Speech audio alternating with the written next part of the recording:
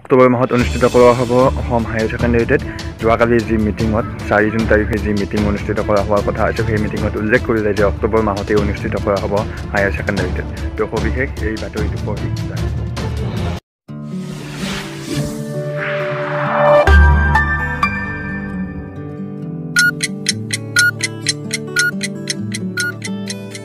এয়া উচ্চ ক্ষমতাসম্পন্ন কমিটিৰ বৈঠকত সিদ্ধান্ত, অক্টোবৰত হ'ব উচ্চতৰ মাধ্যমিক টেট।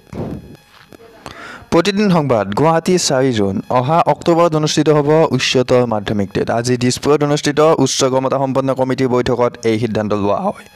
শিক্ষা বিভাগৰ আয়ুক্ত সচিব প্ৰীতম শইকীয়াৰ অধ্যক্ষতাত তেওঁৰ কাৰ্যালয়ত অনুষ্ঠিত হৈছিল কমিটিৰ বৈঠক। বৈঠকত উচ্চতৰ মাধ্যমিক বিদ্যালয়সমূহত খালী হৈ থকা বিষয় শিক্ষকৰ টেট অনুষ্ঠিত কৰাৰ বিষয়ক লৈ আলোচনা কৰা হয়। আলোচনাৰ অন্তত অহা অক্টোবৰত 8 পৃষ্ঠাত চাব দিছে। তো 8 পৃষ্ঠাত নাচাওঁ, আমি মূল কথাটো গম পালোঁ যে উচ্চতৰ মাধ্যমিক টেট আৰম্ভ হ'ব, টেট অনুষ্ঠিত কৰা হ'ব অক্টোবৰ মাহত। তো এইখিনিয়ে। তো আপোনালোকে সকলোখিনি শুনিলে। যদি মোৰ ভিডিঅ'টো ভাল পায় তেতিয়াহ'লে লাইক কৰিব, কমেণ্ট কৰি জনাব কেনেকুৱা পাইছে। আকৌ বেছিকৈ শ্বেয়াৰ কৰিব আৰু আগলৈ এনেকুৱা ধৰণৰ ইনফৰ্মেশ্যন তথা মোৰ ভিডিঅ'বিলাক চাবলৈ যি বনাওঁ চেনেলটো ছাবস্ক্ৰাইব কৰি বেল আইকনটো প্ৰেছ কৰিব।